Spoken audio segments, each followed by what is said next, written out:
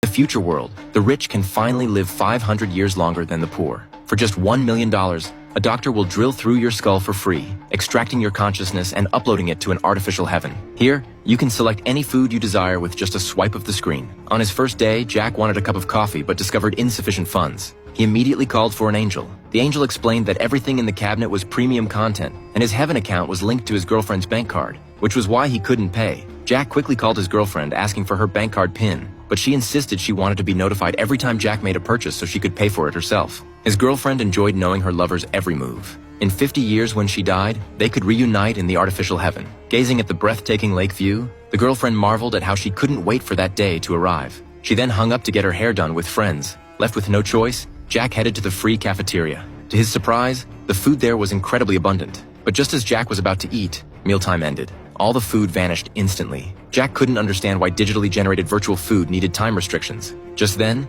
another person who had also missed lunch walked skillfully to a cabinet and knocked 5 times. A piece of bread immediately appeared beside him. Jack mimicked his actions and successfully produced a piece of bread. Apparently this was some kind of system bug. Curious why he still felt hunger despite being dead, Jack asked. Matt explained that the first batch of people in the artificial heaven didn't need to eat, but they all went insane within a week. So even digitally crafted virtual bodies needed to simulate reality as closely as possible. Matt shared that he came to the artificial heaven after losing both legs in battle, unable to bear life without walking. Now his legs worked perfectly. He was curious why Jack had died so young. Jack said it was a car accident. This seemed impossible. Modern cars had achieved 100% safe autonomous driving technology. But that day, Jack's car AI had malfunctioned bizarrely. Despite a large truck clearly parked ahead, the car insisted the road was clear and accelerated. It ignored Jack's emergency stop commands and crashed head-on into the stationary truck. Jack was immediately rushed to the hospital. Patients near death typically had 2 choices: the operating room on the left for one last attempt at rescue, or the upload room on the right for the artificial heaven. His girlfriend desperately urged Jack to enter heaven immediately. Despite his vital signs beginning to recover,